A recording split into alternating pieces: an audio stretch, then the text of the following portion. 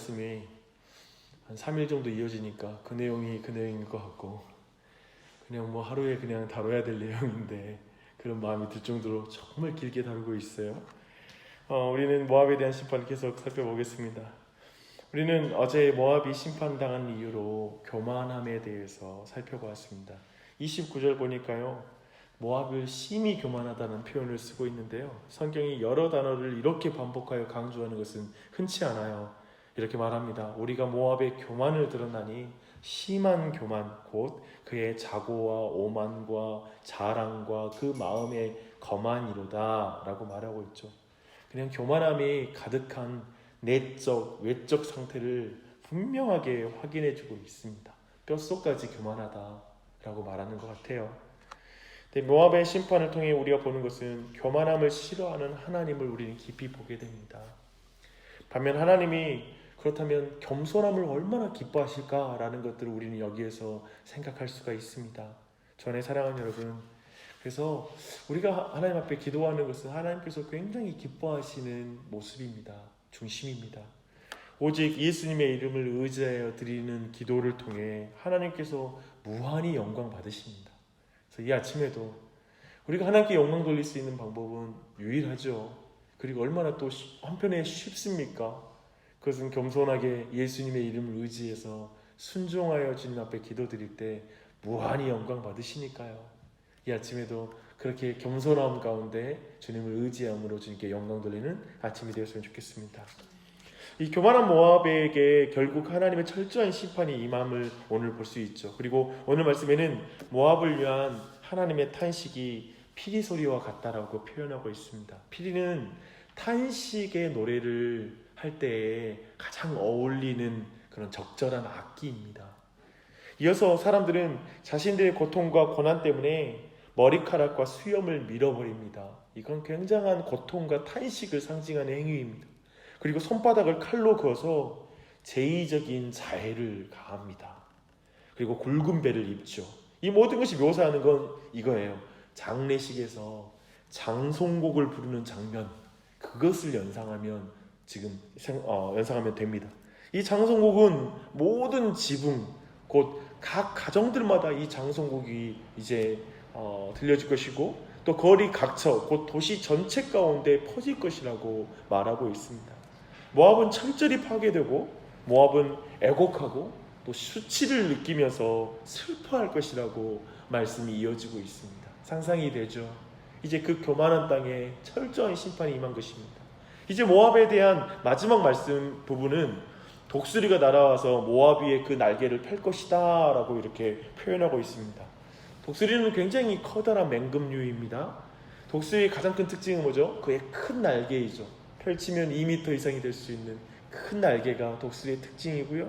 그리고 먹잇감을 사냥할 때 사용되는 날카로운 부리와 그걸 움켜쥘 때의 그 커다란 그런 발톱이 우리는 잘 알려져 있습니다. 이런 독수리는 성경 가운데 때로는 구원을 할 때에 그 백성을 등에 업어서 그를 구원하였다라는 표현으로 출애굽기에서 사용되고 있습니다. 하지만 오늘 본문처럼 심판할 때에도 이 독수리의 이미지가 사용됩니다. 에돔을 꾸짖을 때 이제 49장 22절에 보면 동일하게 이제 독수리의 이미지를 또 사용하여 심판을 말하고 있습니다. 잘 생각해봐요. 이 독수리는 높은 하늘 위를 높이 날아가잖아요.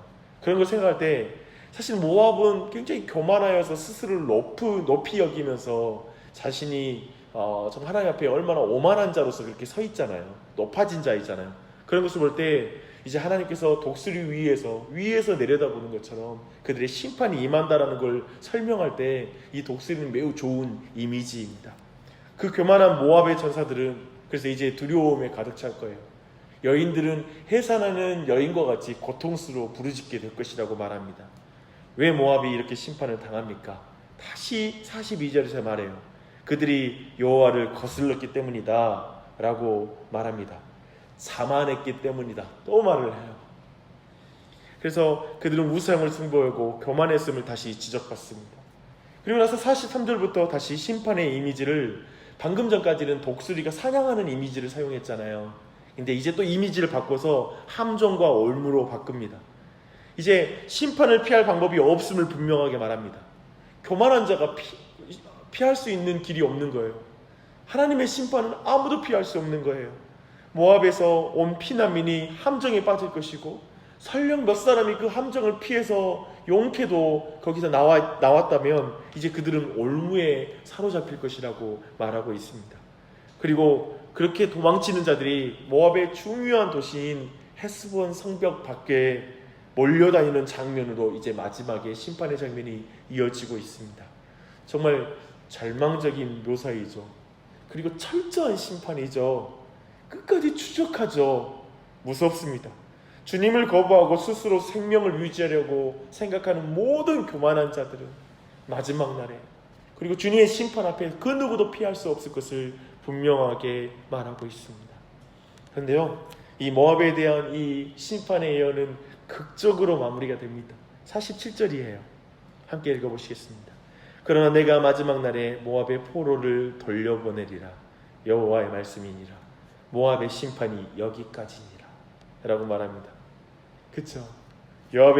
모압에 대한 모든 심판이 행해지고 그 뒤에 하나님은 소망을 남겨두십니다. 참 감사할 따름입니다. 우리는 이제 이렇게 모압에게 굉장히 긴 거예요. 1절부터 47절까지 너무나 길게, 그리고 또한 복잡한 내용을 그러면 어떻게 우리가 평가할 수 있을까요? 그리고 여기서 어떠한 교훈 가운데 기도할 수 있을까요?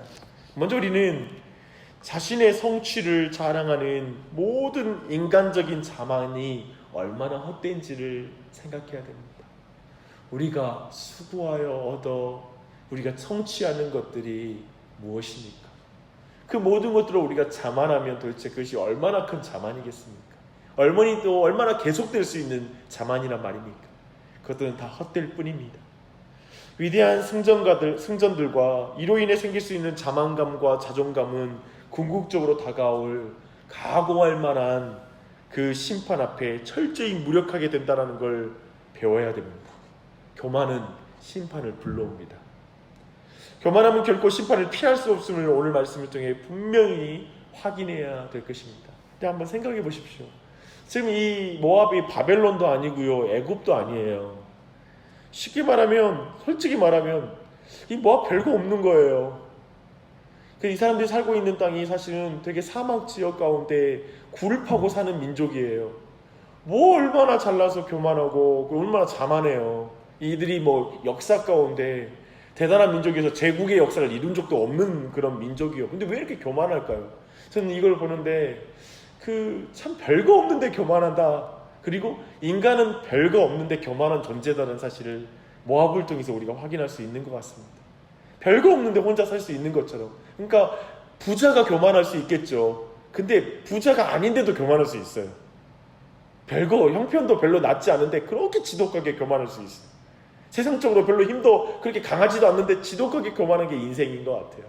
그런 모습이 우리 모압을 통해서 확인할 수 있는 거예요. 그런 의미에서 참 겸손해야 된다. 우리가 간구할 때 정말 우리 자존심이라는 것, 어떤 그런 마음이 얼마나 교만해요. 또 가난해서 자존심이 더 강하게 발동될 때도 있어요. 그리고 남들과 비교해서 뭔가 위축되어서 자존심을 내세울 때도 있어요. 그런 의미에서 볼 때에도 정말 하나님 겸손함을 나와 우리 가정 가운데, 교회 가운데 베풀어 주시옵소서라고 간구해야 될 것입니다. 그치요? 겸손함을 간구해야 될 것입니다. 그리고 우리는 이스라엘과 오랜 적대 관계를 가진 이 민족을 향한 철저한 심판을 확인했습니다. 어쩌면 역사 속에 오랜 동안 적대적인 마음이 녹아진 만큼 모압은 참혹한 재난들과 비극적인 심판을 경험하는 걸 오늘 말씀을 통해서 확인합니다. 어쩌면 응당받아야 될 죄값보다 더 많은 고통을 당하는 것처럼 보여요. 어떤 민족보다 혹독한 징벌을 당하거든요. 그래서 어쩌면 여기에 이 심판 속에서 하나님께서 그들에게 동정적인 마음을 이제 드러내시고 하나님 결국 그들을 다시 회복시킬 것이라는 말씀 앞에 어쩌면 이 말씀을 처음 들었을 이스라엘 백성도 이제 그 말을 받아들일 정도예요. 마치 지난 후쿠시마의 원전에 문제가 생겼을 때 우리 민족 dengue 또 일본 사람 동정해가지고 성금 모금해서 보내잖아요. 사실은 너무나 우리의 화가 나 있지만 그들의 그 고통스러운 장면을 볼 때 너무나 안타까워하잖아요. 사실은 이 깊은 심판 속에 심판의 기록 앞에 우리의 마음도 동하는 거죠. 이스라엘 백성 마음도 모압을 불쌍히 여기는 마음이 생기고 그리고 하나님 또한 또 그 심판을 보여주시면서 마지막에 한 절, 그쵸? 내가 마지막 날에 모압의 포레를 돌려보낼 거야. 그러나 라고 이렇게 마무리하는 이 장면 앞에 우리 또한 또 저 이방 민족 그들의 회복까지도 함께 소망하는 그 마음으로 마무리가 됩니다. 그래서 다시 한번 이 안에서도 우리 안에 어쩌면 교만한 자들, 우리 주변의 교만한 자들, 사실 우리가 그들에게 임할 심판의 무서움을 봐야 돼요. 그래서 하나님, 저 교만한 사람, 저 사람 때문에 내가 상처받았고 저 사람 때문에 내가 고통당했고 힘들었지만 저 사람 저대로 있으면 안 됩니다. 하나님 의지하게 해주시고 하나님 앞에 돌이킬 수 있도록 은혜 베풀어 주십시오. 주님은 그런 분이신 줄 믿습니다 라고 이렇게 간구하면서 이미 그리스도께서 그들을 위한 심판을 당하셨음을 보고 어떤 그걸 믿음으로 그 교만한 자의 회복을 위해서 간구할 우리가 되었으면 좋겠습니다. 우리 주변에 얼마나 교만한 사람이 많아요. 별거 없는데 교만해요. 혼자 사는 것처럼 교만해서 하나님 앞에 무릎 꿇지 않는 사람이 얼마나 많아요. 보면 우리 가슴이 터지죠. 가족 중에 그런 사람이 있으면 마음이 아프지요. 정말 별거 없는데 왜 저러나, 좀 겸손하게 하나님 앞에 무릎 꿇지라는 마음이 들지요. 그런데 그리스도께서 그를 위하여 참혹하게 심판을 당하셨어요. 그걸 믿으셔야 돼요. 그러면서 주님 그리스도 안에서 심판당한 걸 믿고 그분 앞에 무릎 꿇고 겸손하게 나아가게 해달라는 간구의 기도를 이 아침에 또한 드렸으면 좋겠습니다. 사랑하는 여러분, 겸손하게 기도하는 걸 하나님이 가장 기뻐하십니다.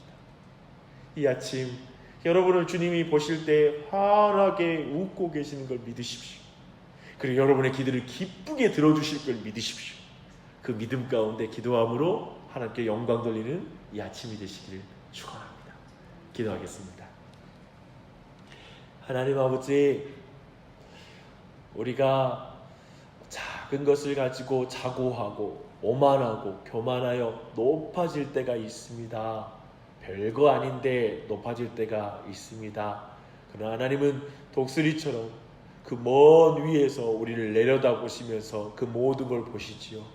주님, 인생이 주님 앞에 높아지려 하는 그 모든 태도들을 하나님께서 고치시는 주님, 하나님 특별히 우리 안에 모든 높아진 마음들을 이 시간 겸손케 해주시고 주님 앞에 기도할 수 있도록 은혜 베풀어 주시니 감사합니다.